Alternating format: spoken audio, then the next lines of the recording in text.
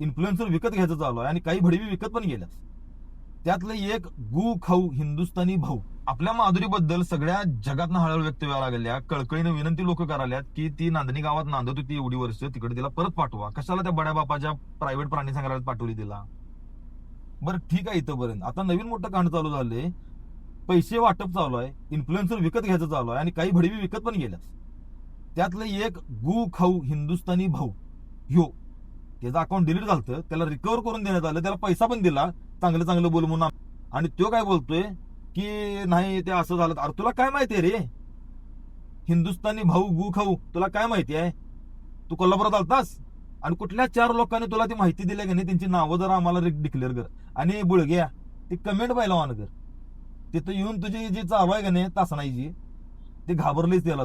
तुला कमेंट मध्ये येणाऱ्या शिवाय जर पटत नसतील, समोर आल्यावर काय करेन तुझ्या बरोबर हे तू डोक्यात घे आणि असलं व्हिडिओ करू नको. आणि तू केलायस ते केलायस, काही प्रॉब्लेम नाही भावा. तू कोल्हापुरात ये, तुला तिथं नेऊन दाखवतो नांदणी गावात काय परिस्थिती आहे. तिथं लोक किती रडा लागल्यात, किती दिवस झालं चालू आहे. काल 45 किलोमीटर लोक अनवानी उपाशी चाललं तिथं कलेक्टर ऑफिस पर्यंत आलेली होती. हजारो लोक होती, 1-2 नाही, लाखो लोक होती.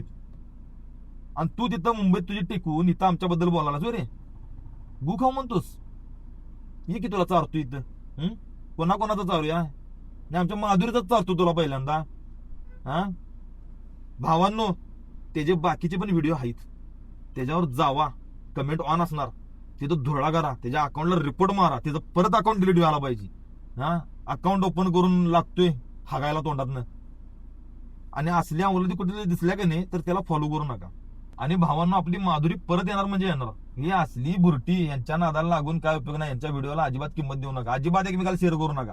कमेंट मध्ये जावा, कोल्हापुरी भाषा वापरा, सपला विषय.